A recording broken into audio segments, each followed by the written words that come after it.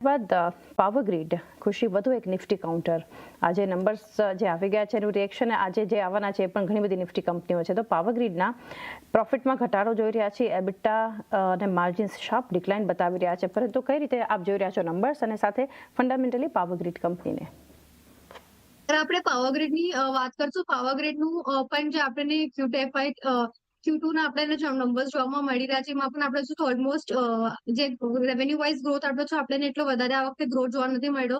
6% આપણે YOY basis પર જોવા મળી રહ્યું છે, જે પાવરગ્રીડનો આપણે રેવન્યુ ગ્રોથ જોવા મળી રહ્યા છે આપણને. સાથે જ અગર આપણે શું માર્જિનલી પણ આપણને ઇન્ક્રીઝ કઈ ખાસ એવી આપણને ગ્રોથ ત્યાં બી જોવા નથી મળી રહી હમણાં, કેમ કે ઘણા બધા જે પાવર અને રિન્યુએબલ સેક્ટરમાં હમણાં એનર્જી સેક્ટરમાં આપણે જોઈ રહ્યા છે કે ઘણા બધા પાવર કન્સર્ન્સ પણ હમણાં વચાયા હતા, વચ્ચે પોલિસીઝ પણ આપણે જોયા હતા બે ત્રણ, જેના વચ્ચે એક ડિસ્ટ્રપ્શન ઓવરઓલ આખા માર્કેટમાં આવી રહ્યું હતું પાવર સેક્ટરના. તો એના વચ્ચેથી એમના માર્જિન્સ આ વખતે થોડા જે ઇમ્પેક્ટ થઈ રહ્યા છે.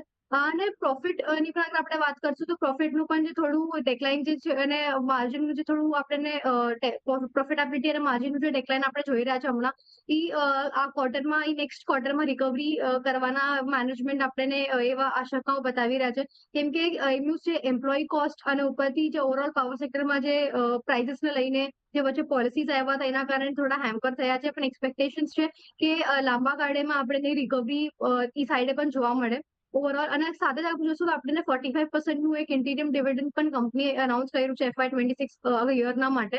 અને સાથે જ કંપનીના મેજર જે ફોકસ પ્લાન્સ જે રહેશે, સ્પેશિયલી જે એમનું ડેટ બર્ડનને થોડું જે એમના પાસે જે છે થોડું ડિક્રીઝ કરવાના કંપની અને આ મેઇન ફોકસ રહેશે કે જે એમને થોડું ડેટ ઘટાડી શકે, જે આગળ ચાલતા એમને થોડું એક્સપાન્શન કરવામાં હજી મદદ કરી શકે, કેમ કે ઓપરેશનલ એફિશિયન્સી થોડી કંપની હમણાં મેઇન ફોકસ રહ્યો છે કે કેવી રીતના એમનો એ ડેટ ઘટાડીને આગળ એમના જે કોસ્ટ છે એ થોડા ઓછા કરી શકે. થોડી કેમ કે એ સાઈડ થોડું કંપનીને વધારે પ્રેશર હમણાં આવી રહ્યું છે.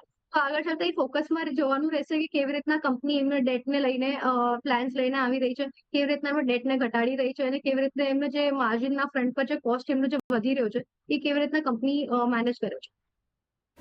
પાવરગ્રીડના એક નંબર્સ પર ને ઓવરઓલ ફંડામેન્ટલ્સ પર એક વ્યૂ આપણે જાણ્યું. આ કંપની માટે પણ આજે